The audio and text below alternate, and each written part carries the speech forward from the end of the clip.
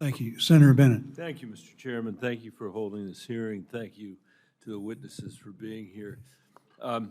Mossad, President Trump earned about $57 million from his stake in World Liberty Financial last year, according to the most recent disclosure forms.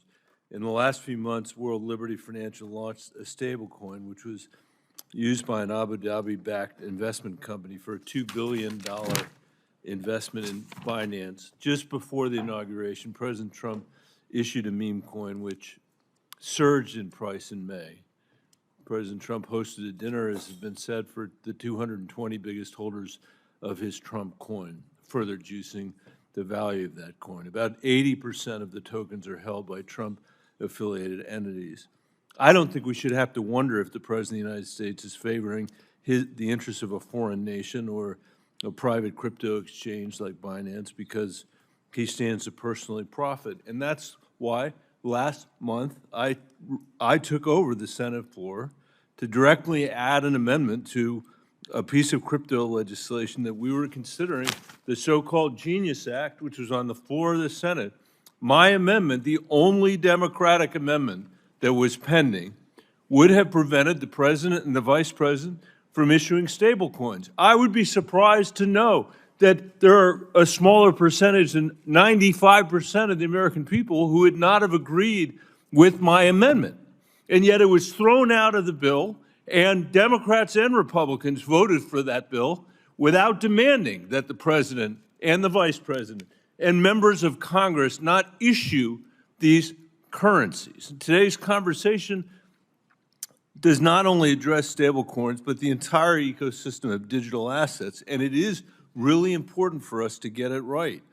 I believe really strongly that and I believe, as again, 95% of the American people, if not 98% of the American people, would agree that the President, the Vice President, a member of Congress, high-ranking official of our government should not be in the business of issuing any cryptocurrency. Mr. Mossad, as a former federal regulator, should federal elected officials be prohibited from issuing or endorsing digital assets while they're in office? Absolutely, Senator. And what kind of market manipulation might result from that? We've had some discussions today about why these are like other commodities like wheat or like, well, how is it maybe different in this case? The meme coins are a perfect example. They've been called a classic pump and dump scheme by a number of commentators. They were issued, people rushed to buy them.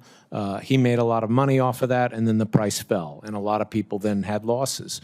And, you know, he's investing in not just a stable coin.